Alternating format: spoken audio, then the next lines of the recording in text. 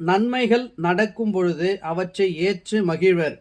அதேபோல் தீமை ஏற்படும் பொழுது மட்டும் ஏன் மனம் கலங்குகிறீர்கள் அப்படின்னு வள்ளுவர் நம்மளை பார்த்து கேட்கிறாரு.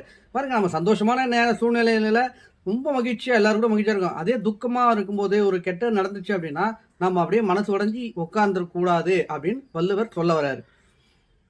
இயற்கையானதை மாற்றி செயற்கை நிலையை கொண்டு வந்தாலும் அங்கும் இயற்கையே முன்னதாக வந்து நிற்கும். இயற்கையை மாற்ற இயலாது. இந்த உலகம் இயங்கும் வரை இயற்கை இயற்கையாகவே தான் அமையும். நாம எத்தனைதான் புதிய கண்டுபிடிப்புகள் புதிதா நாம ஆராய்ச்சி பண்ணி தோன்றி பல விஷயங்களை கண்டுபிடிச்சிருந்தாலையும் அங்கேயும் அது எல்லாத்துக்கும் முன்னாடியும் இயற்கை முதன்மையாக வந்து நிற்கும். இதுதான் அது இறையாண்மைன்னு சொல்லலாம், அல்லது இயற்கைன்னு சொல்லலாம். அதுதான் பிரபஞ்ச விதி. சரிங்களா?